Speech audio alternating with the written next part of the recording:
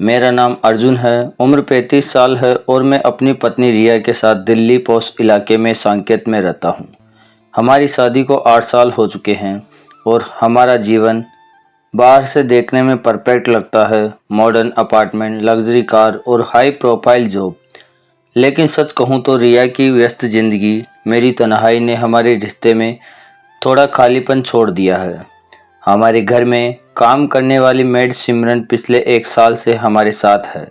सिमरन 26 साल की है, मेहनती, तेज तर्रार और इतनी खूबसूरत कि उसे देखकर कोई ठिठक जाए। उसका सुनहरा रंग, गहरी काली आंखें और लहराते हुए बाल हर बार मेरा ध्यान खींच लेते हैं। जब वो झुककर फर्श साफ करती है या किचन में बर्तन धोती है तो उसकी साड़ी की पल्लू कभी कभी सरक जाती है और उसकी पतली कमर और सुडौल फिगर उबक कर सामने आ जाते हैं। मैं हमेशा खुद को रोकता हूँ, लेकिन मन में एक हलचल सी मची रहती है। पिछले हफ्ते रिया ने कहा उसे अपनी सहेली की शादी में मुंबई जाना है। 4 दिन का ट्रिप था। मैंने पूछा मेरा खाना पीना कैसे होगा। रिया ने हंसते हुए कहा, अरे सिमरन है ना, वो सब संभाल लेगी। उसने सिमरन को बुलाया और पूछा, सिमरन क्या तुम 4 दिन सुबह शाम का खाना बना सकती हो? सिमरन ने अपनी चिर परिचित मुस्कान के साथ कहा, हाँ मैडम, लेकिन मुझे रात को रुकने के लिए थोड़ा एक्स्ट्रा चार्ज देना होगा। मेरा पति को रात में मेरे बाहर रहने की दिक्कत होती है। रिया ने तुरंत कहा, कोई बात नहीं, 700 रुपये रोज़ एक्स्ट्रा मिलेंगे। सिमरन ने हामी भरी और रिया उसी दिन मुंबई के लिए निकल गई। अब घर में सिर्फ मैं और सिमरन थे। पहली रात को सिमरन ने खाना बनाया और चली गई। मैंने कहा, कल से रात को भी रुकना होगा, ठीक है? वो बोली, हाँ सर, मैं आ जाऊंगी। उस रात मुझे नींद नहीं आई। तन्हाई और सिमरन की वो मुस्कान मेरे दिमाग में घूमती रही। सुबह जब सिमरन आई, मैंने कहा, चाय और नाश्ता बना दो, मैं नहा कर आता हूँ। वो बोली, ठीक है सर, आप तैयार हो जाइए। मैं बाथरूम गया, नहाया और टॉवल लपेटकर बाहर आया। मैंने पूछा, सिमरन मेरे कपड़े कहाँ हैं? वो मेरे पास आई और अलमारी के शर्ट पैंट निकालने लगी। तभी मेरा टॉवल अचानक खिसक गया। उस पल समय जैसे थम सा गया हो। सिमरन की नज़रें मेरी ओर उठी और उसकी आंखों में एक अजीब सी चमक थी। जेब उत्सुकता और कुछ अनकहा। मैंने जल्दी से टॉवल समेटा और कहा, सॉरी, गलती से। वो हल्के से मुस्कुराई और बोली, कोई बात नहीं सर, मैं किचन में हूँ। दिन भर मैं वर्क फ्रॉम होम करता रहा, लेकिन मेरा दिमाग उसी पल में अटका था। शाम को बारिश शुरू हो गई। दिल्ली की सड़कें पानी से भर गई और बाहर काले बादल छा गए। 9:30 बजे डोर बेल बजी। मैंने दरवाज़ा खोला तो सिमरन पूरी तरह भीगी हुई थी। उसकी साड़ी उसके शरीर से चिपक गई थी और पानी की बूंदें उसके गालों से होते हुए उसकी गर्दन तक टपक रही थी। उसकी साड़ी का पल्लू सरक रहा था और उसका सुडौल शरीर साफ नजर आ रहा था। मैंने कहा, सिमरन, इतनी बारिश में आने की क्या ज़रूरत थी? वो बोली, सर, काम तो काम है, मैंने वादा किया था। मैंने कहा, तुम पूरी तरह भीग गई हो, जाओ कपड़े बदल लो, रिया की अलमारी से कुछ ले लो।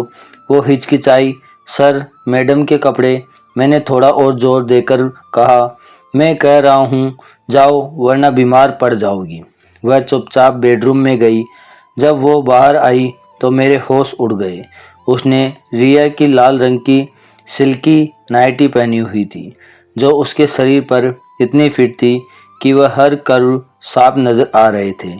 उसकी पतली कमर, गहरी नेक लाइन और नाइटी का पारदर्शी कपड़ा उसे किसी अप्सरा जैसा बना रहा था।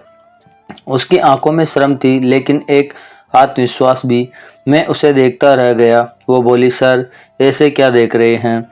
मैं हड़बड़ा गया और बोला, कुछ नहीं, तुम खाना बना लो। वो मुस्कुराकर किचन में चली गई। खाना बनाते वक्त उसे खांसी शुरू हो गई। मैंने कहा, सिमरन, तुम्हें सर्दी लग गई, दवाई ले लो। वो बोली, नहीं सर, ठीक हो जाऊंगी। खाना खाते वक्त मैंने कहा, सिमरन, खाना लाजवाब है, अगर तुम और पैसे कमाना चाहती हो तो एक रास्ता है, वो चौकी। कैसा रास्ता सर? मैंने उसकी आंखों में देखा और धीरे से कहा, आज की रात सिर्फ हमारी है, हमारी। बारिश की तरह ये पल भी रुकने वाले नहीं, तुम समझ रही हो ना।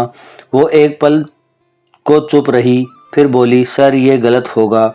मैडम को पता चला तो? मैंने उसका हाथ पकड़ा और कहा, किसी को पता नहीं चलेगा, ये सिर्फ तुम और मेरे बीच है, और मैं तुम्हें वो सब दूंगा जो तुम चाहती हो, पैसे, सम्मान, सब। उसकी सांसें तेज हो गई, उसकी आंखों में एक अब शर्म कम और एक अनकही चाहत ज़्यादा थी।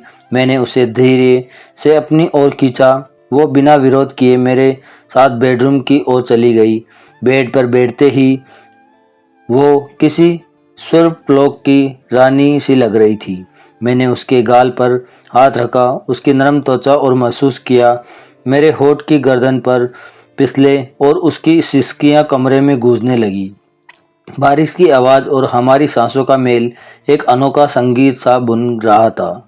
उस रात हम एक दूसरे में पूरी तरह खो गए। मैंने उसे वो प्यार और अपनापन दिया जो शायद मैंने रिया को भी नहीं दिया, इतनी गहराई से नहीं दिया। सुबह जब हम उठे, सिमरन ने मेरी ओर देखा और बोली, सर ये बात हमारे बीच ही रहनी चाहिए, दुनिया इसे गलत समझेगी।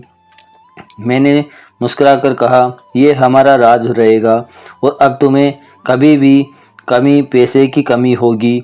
उसने मुझे गले लगाया और उस पल मुझे एहसास हुआ कि कुछ रिश्ते बिना नाम के भी ज़िंदगी को पूरा कर देते हैं। ऐसी रोचक कहानियाँ सुनने के लिए चैनल को सब्सक्राइब करें और लाइक करें, शेयर करना ना भूलें। Thank you.